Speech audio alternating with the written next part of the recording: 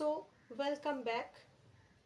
Till now, we have learned the features of gram-positive cell wall, rather the features which are responsible for gram-positivity of the cell wall. That is the presence of thick peptidoglycan layer. Number 1, thick peptidoglycan layer 16 to 80 nanometer, thickness 50 to 100 layers. Presence of techoic acid. Presence of techoic acid. Number 3, lipid content is nil or minimum. Lipid content is nil or minimum. And number 4, lipopolysaccharide absent. Lipopolysaccharide is totally absent.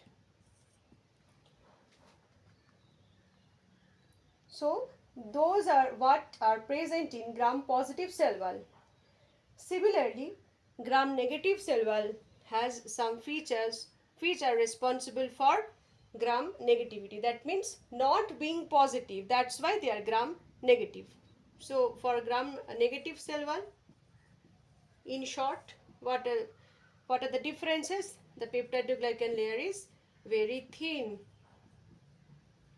It is present, the structure is same, but it is thin, 1 to 2 nanometer only, 2 to 3 layers, and techoic acid absent. Techoic acid absent, and LPS, that is very much present, LPS, lipopolysaccharide, is important component of gram-negative cell wall, and lipid will be there. Lipid will be there.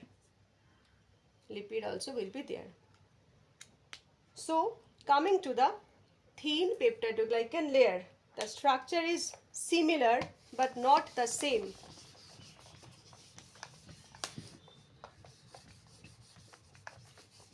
The structure is similar in gram positive and gram negative but not the same.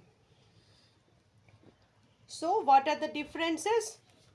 The difference is that it also has tetrapeptide side chain, but in the tetrapeptide side chain, in the third position in gram positive, what have we learned? Agla. But in gram negative, in the third position, this L-lysine will be replaced by mesodiamino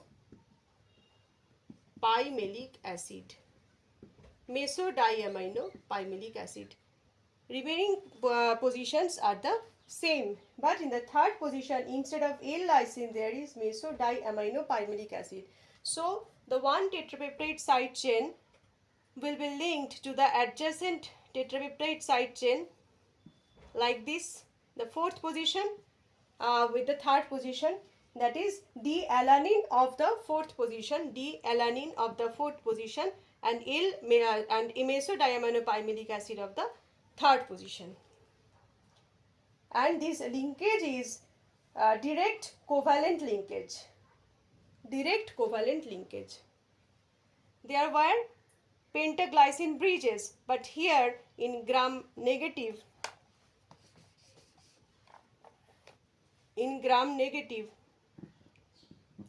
this is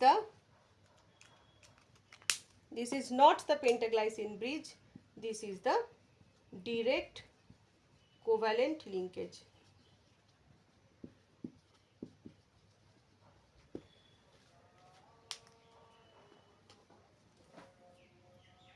So, till now it is very much clear about the gross structure of gram-negative cell wall. Gross structure, not the detail. Coming to the detailed structure.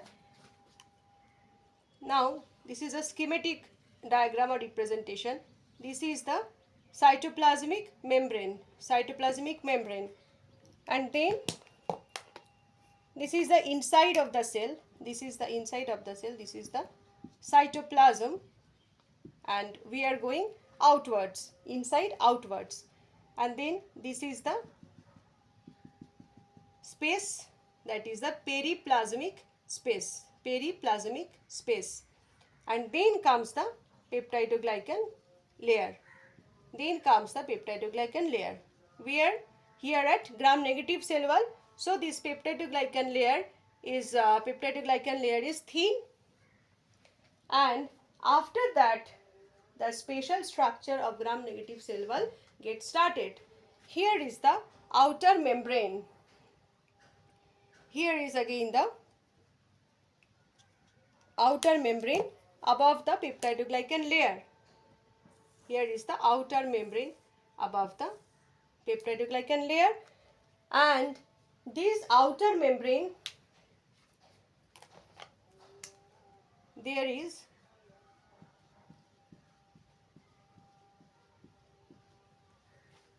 lipid A and followed by lipid A, then core polysaccharide.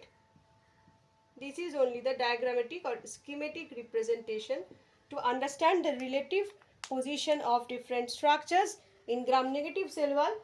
This is the core polysaccharide, and then above it the O side chain. Above it the O side chain. This is the outer membrane. This is the lipid A. This is the core polysaccharide, and this is the O antigen or O side chain. O side chain. This is the O antigen or O side chain.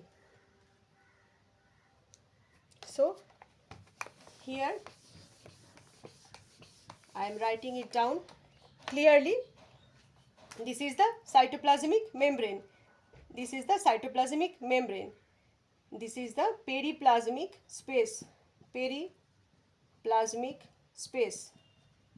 This is the cytoplasmic membrane. This is the peptidoglycan layer. This is the outer membrane. This is lipid A. Then this is the core polysaccharide, and this is the O side chain. This is the structure of gram-negative cell wall. Gram-negative cell wall.